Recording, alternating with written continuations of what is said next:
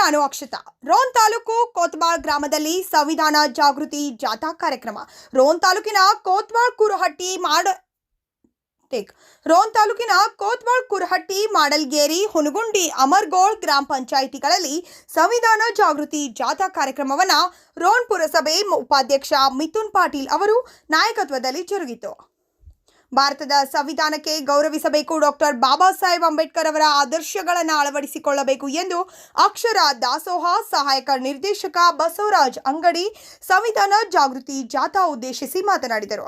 ಗ್ರಾಮ ಪಂಚಾಯಿತಿ ಅಧ್ಯಕ್ಷೆ ಭೀಮವ್ವ ಗುಳುಗುಳಿ, ಬಿಇಒ ರುದ್ರಪ್ಪ ಹುರುಳಿ, ಗೀತಾ ಆಲೂರ್, ಸಮಾಜ ಕಲ್ಯಾಣ ಇಲಾಖೆ ರೋನ್ ತಾಲೂಕ್ ದಲಿತ ಸಂಚಾಲಕ ಸೋಮು ನಾಗರಾಜ್, ಗ್ರಾಮದ ದಲಿತ ಮುಖಂಡರು, ಗ್ರಾಮ ಪಂಚಾಯಿತಿ ಸರ್ವ ಸದಸ್ಯರು, ಗ್ರಾಮದ ಗುರು ಹಿರಿಯರು, ಉಪನ್ಯಾಸಕ ಉಮೇಶ್ ಬಸನಗೌಡರು ಉಪಸ್ಥಿತರಿದ್ದರು.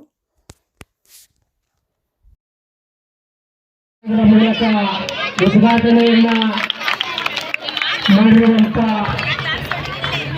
ಅಧ್ಯಕ್ಷರು, ಮುಖ್ಯ ಅತಿಥಿಗಳಿಗೆ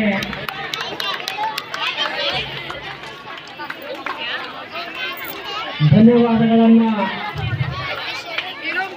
ತಿಳಿಸುವುದರ ಜೊತೆಗೆ